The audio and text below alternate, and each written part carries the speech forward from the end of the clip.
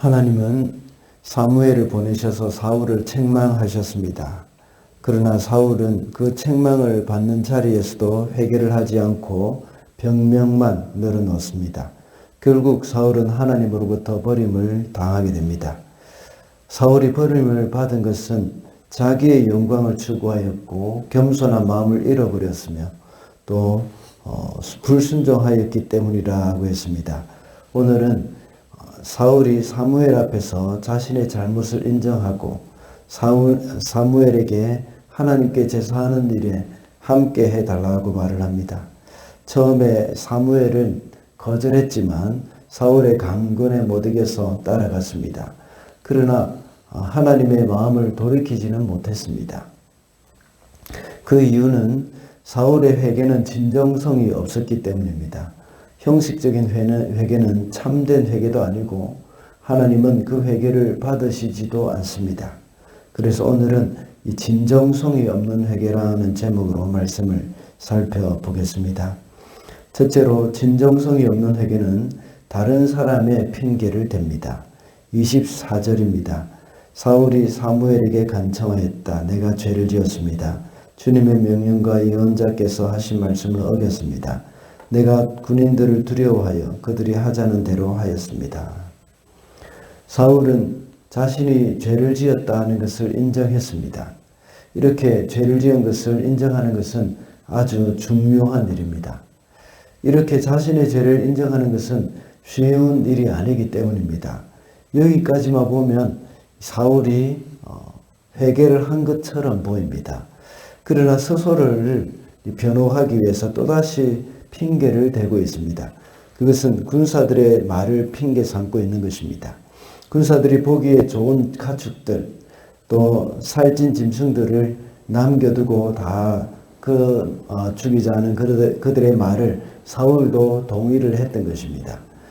그런데 중요한 것은 모든 아말렉 사람과 그 짐승까지 다 남김없이 죽이라는 하나님의 명령을 누가 들었겠습니까? 그 바로 사울이 들었지 않습니까? 그러니 결국은 모든 책임이 사울 자신에게 있는 것입니다. 이와 같은 핑계는 아담의 변명과 참 똑같은 것입니다. 하나님이 처음에 선악과를 따먹지 말라 하는 명령을 아담에게 직접 하셨습니다. 그런데 하와가 주어서 먹었다는 그런 말을 하는 것은 말이 안 되는 핑계입니다. 아무리 하나님이 보내신 여자라고 하더라도 하나님이 먹지 말라고 직접 말씀하셨다면 하나님의 말씀에 순종을 해야 합니다. 그러나 아담의 태도는 자신이 지은 동기를 이 죄를 지은 그 동기를 하나님이 보내주신 그 여자에게 돌리고 있었던 것입니다. 이와 같이 사울도 불순종한 그 죄의 동기를 군사들에게 돌리고 있다는 것을 알 수가 있습니다. 이러한 태도 속에 우리는 사울의 회개가 진정한 회개가 아니라는 것을 알 수가 있는 겁니다. 죄의 유혹은 모든 사람에게 있습니다. 그 죄에 걸려서 넘어지는 사람이 있는가 하면 그 유혹을 이기는 사람도 있습니다. 그 죄를 범하느냐 범하지 않느냐 그것은 자신이 결정하는 문제입니다. 그래서 야고보 장로는 야고보서 1장 14절에서 시험을 받는 것은 자신의 욕심에 이끌려 미혹되는 것이라고 했습니다. 물론 오늘 본문에서도 군사들이 사울에게 제안을 했을 수도 있겠죠. 그러나 궁극적으로는 사울 자신이 결정해야 할 문제였고 또 사울이 이렇게 결정한 것은 자신의 욕심에 끌려서 범죄한 것이 된 것입니다. 아담도 역시 마찬가지입니다. 죄를 짓는 것은 변명의 여지가 없습니다. 그러므로 진정한 회개는 다른 사람의 핑계를 대지 않는다는 것을 우리는 기억해야겠습니다.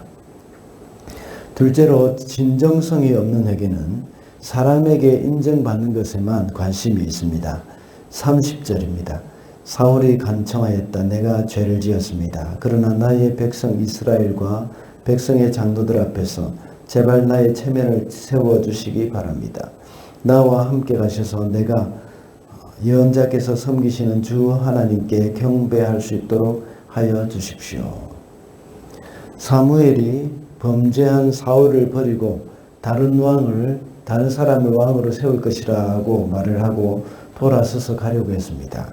그런데 사울은 사무엘의 옷이 찢어질 정도로 잡아당기면서 부탁했습니다. 그 부탁은 자신이 잘못했으니까 제발 하나님께 구해서 용서해 달라고 이렇게 잡아당긴 그것은 아닙니다.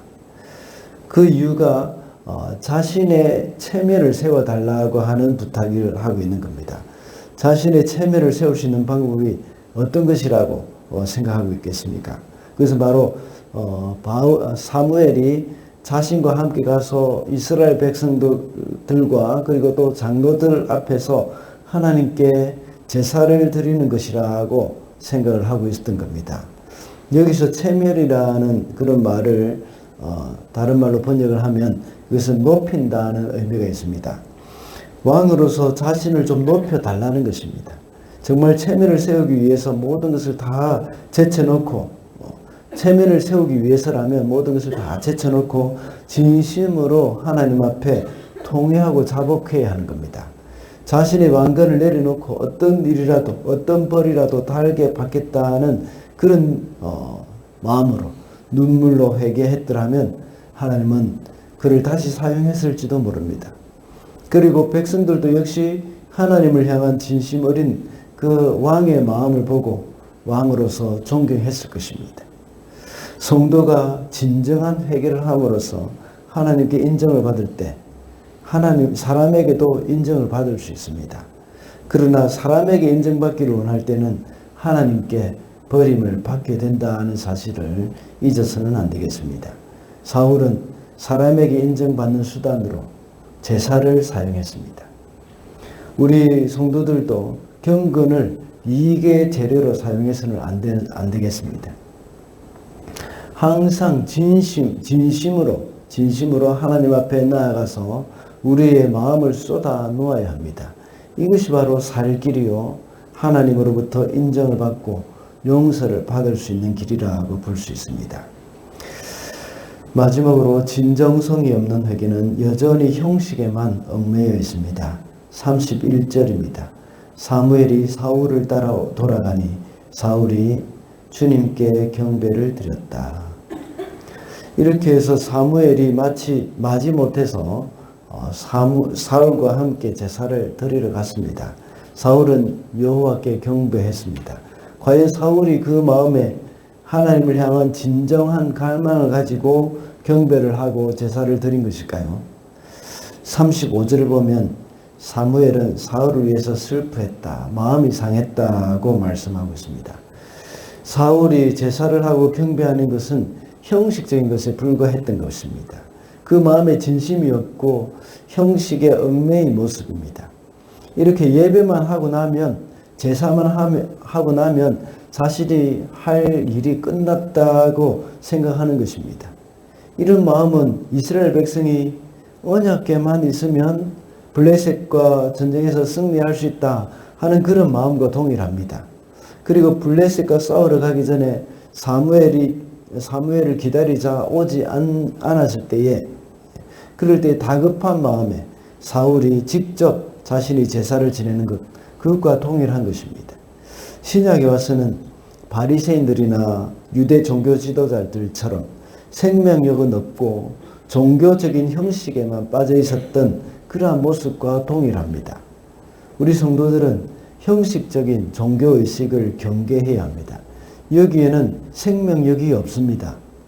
종교는 생명력인데 이 기독교는 생명력인데 이렇게 조직이나 의식에만 빠져 있을 때는 생명력이 없어져 버리게 되는 것입니다. 다윗은 그가 이 바세바와 간음하고 베개가 젖도록 울었습니다. 그리고 시편 51편 16절에서 고백하기를 주께서는 제사를 기뻐하지 아니하시나니 그렇지 아니하면 내가 드렸을 것이라. 주는 번제를 기뻐하지 아니하시나이다 라고 말을 했습니다. 사울과 다윗의 차이점은 이것입니다. 죄 자체만 볼 때 사울의 죄는 다윗에 비해서 그리 심각해 보이지는 않습니다. 그런데 사울은 용서받지 못했습니다. 그러나 반대로 다윗은 하나님의 마음에 합한 사람이라고 하나님께서 말씀하셨습니다. 하나님은 다윗의 마음을 알았기 때문입니다.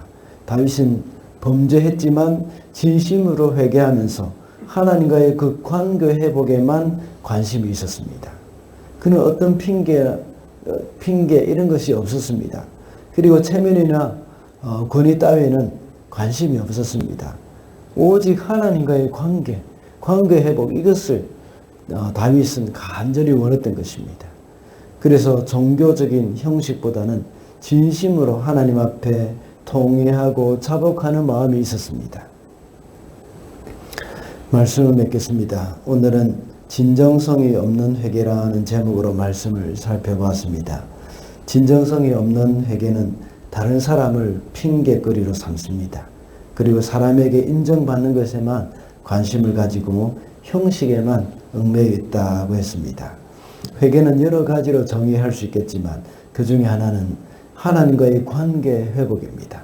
우리는 모든 우리의 실수가 있는 그런 사람이라고 볼 수 있습니다. 그러나 다윗과 같이 진심이 담긴 회개로 하나님과의 그 관계 회복하는 그 일에 관심을 갖는 그런 저와 여러분이 되시기를 바랍니다.